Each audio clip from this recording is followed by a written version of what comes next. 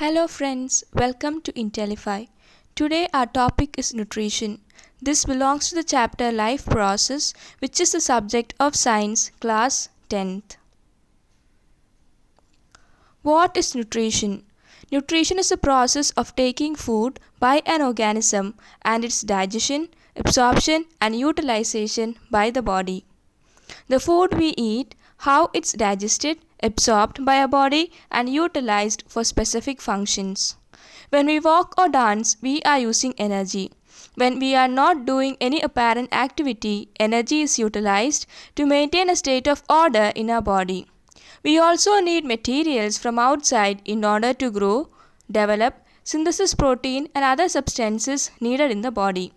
This source of energy and materials is the food we eat. Modes of nutrition.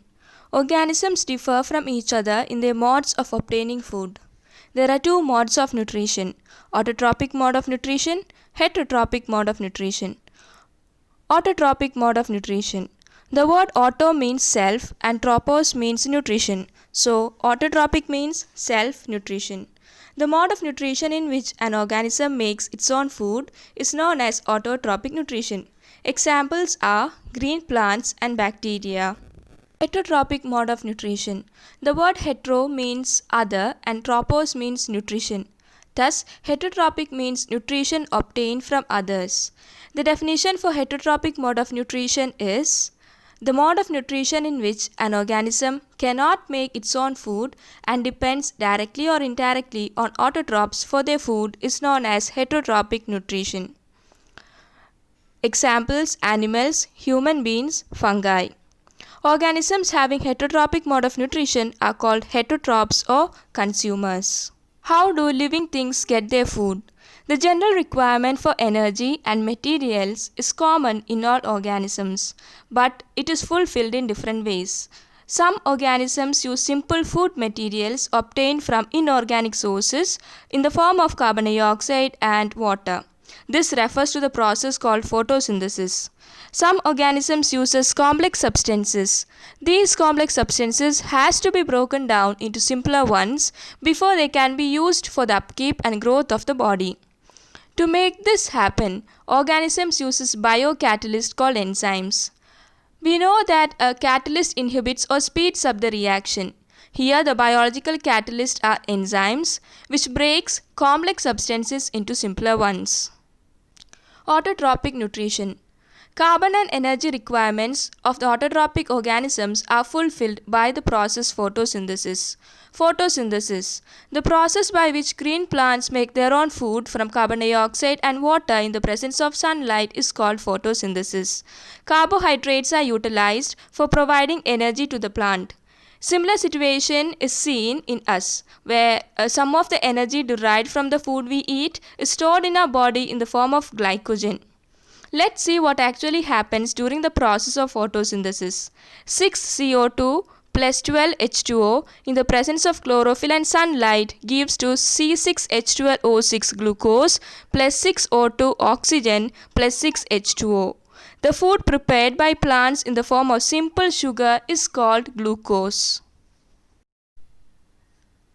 Main activity during photosynthesis: absorption of light energy by chlorophyll, conversion of light energy to chemical energy, splitting of water molecules into hydrogen and oxygen, reduction of carbon dioxide to carbohydrates.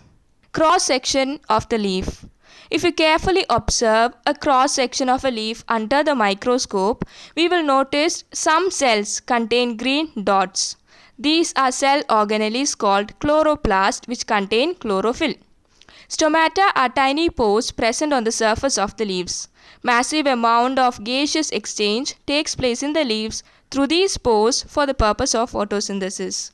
Large amounts of water can also be lost through the stomata. The opening and closing of the pore is a function of the guard cells. Guard cells are two kidney-shaped cells surrounding the stomata. The guard cells swell when water flows into them, causing the stomatal pores to open.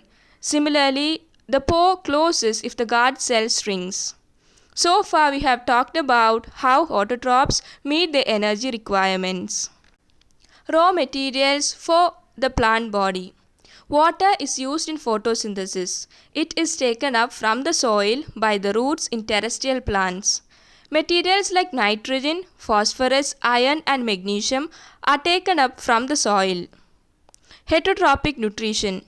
Each organism is adapted to its different environment. The form of nutrition differs depending on the type and availability of food materials.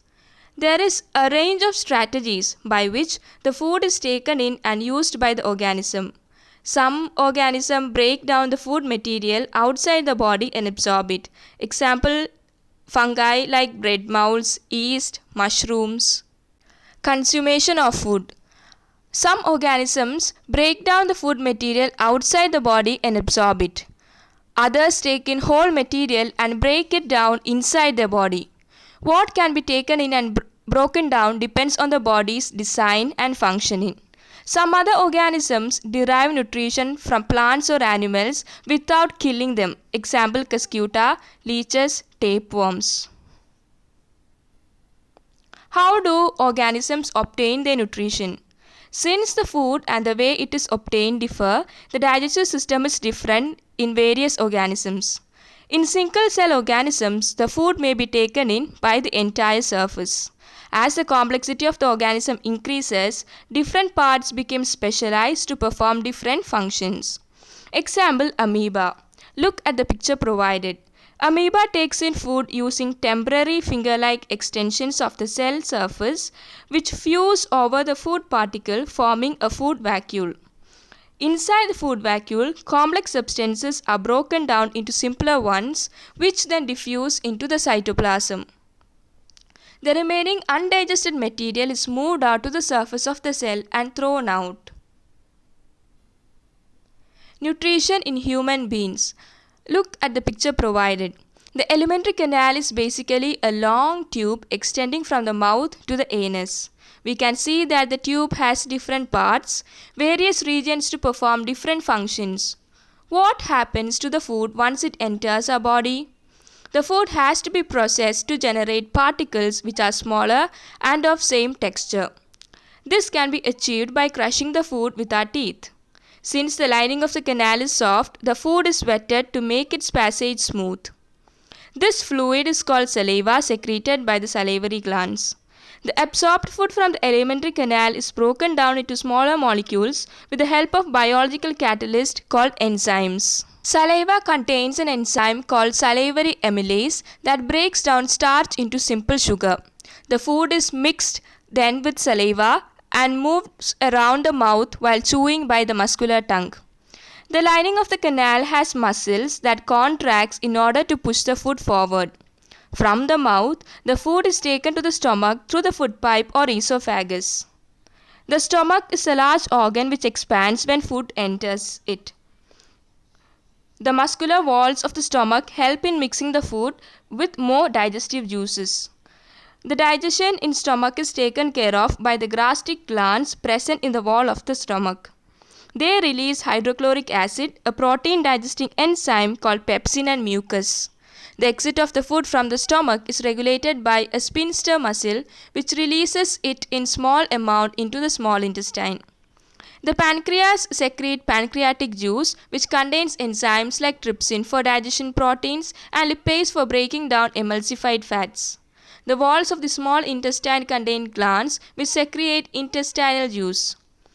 The enzyme present in it finally converts the protein into amino acid, complex hydrocarbons into glucose, and fats into fatty acids and glycerol.